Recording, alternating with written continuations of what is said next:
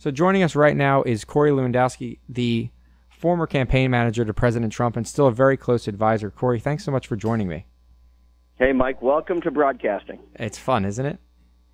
I don't know about that, but it's something. So I wanted to ask you, there's so much going on in the White House. Could you just give the listeners kind of a play-by-play? Is Anthony Scaramucci going to be the next comms director of this White House? Look, that's the stories that I'm reading today. Anthony Scaramucci is, I need to disclose, a friend of mine, someone He's a who great guy. I worked closely with at the campaign, and someone who I think would do a fantastic job as a communications director. He's tough, he's smart, he's articulate, he understands the president, he understands the issues, and he's a fighter. And those are important characteristics when you're out there every day representing this administration to get their agenda done. Because we know the mainstream media and the left-wing liberals want to attack the president at every turn. And Anthony Scaramucci, if he is going inside as a communications director, which I think is what the reports are saying today, is a person who not only will fight back, will fight back every single day to make sure the president's agenda is moving forward.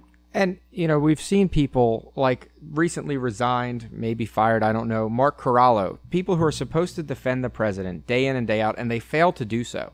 You know, Sean Spicer and Sarah Huckabee, you know them so well, they're friends of yours. They have a very hard job in just going out there and taking the slings and arrows. Now, what about these, you know, the people that are working on this legal team and supposed to be defending the president?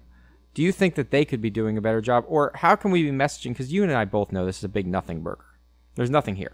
Well, look, Mike, you have to remember it's very important that when you look at the team that has been put around the president, there's two separate components. One is the White House side of things, and that includes Sean Spicer and Sarah Huckabee and now Anthony Scaramucci.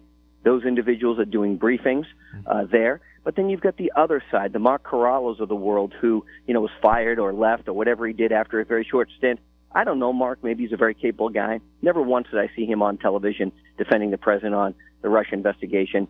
And, you know, what the job is as a press person, a communications person, is to make sure that the president's message, that there has been no collusion, there has been no cooperation, there has been no coordination, is out everywhere. And I think probably where Mark failed was he was not on television. He was not actively working with the members of the media to inform them that the president had nothing to do with this, that the president was not involved. And so, look, you know, whether Mark left or was fired, there's conflicting reports, I don't know. But the point is, he's gone, and it's now time to bring people in who can make sure that they're on the president's team and are giving that message directly to the American people. That's exactly right. Now, I have one more question for you, but then we have Sheriff David Clark. But this is, I think, really important. I've been reading articles, and I know that you worked in Ohio. This CFPB director, Richard Cordray, this is a guy who is basically left of Elizabeth Warren, and he's a political appointee in the government, and I believe he's going to be running for governor. I don't know if many of the normal American people know what the CFPB does, but this is something that's extremely troubling to me. So I was wondering if you could just kind of explain what the CFPB does, who Richard Cordray is, and why this is so bad that this guy's running for governor from the Consumer Financial Protection Bureau. Well, the CFPB was designed, and it came out of the Dodd-Frank legislation after the economic collapse. And what the left-wing liberals, the Barney Franks of the world, and the Elizabeth Warrens wanted to do is they wanted to go and put an organization together which is a quasi-government agency, meaning it gets government money but doesn't directly report to any particular entity. And what they're going to do is they're going to determine what is best for banks and financial institutions and lending institutions and, you know, those individuals who, may have to give those daily loans or weekly loans because someone's trying to survive for a brief period from one paycheck to the next. Right. And Richard Cordray, who is a political appointee he was a former elected official in Ohio. He ran 6 years ago and lost that race, has now all but said publicly that he's going to go back to Ohio and run for governor. And as a government official, in a position right now where he is exceptionally political and, moreover, has the ability to do significant damage to our lending institutions because of his disastrous policies, he should immediately be fired, in my opinion. He should go and run for the governor of Ohio, which he will lose.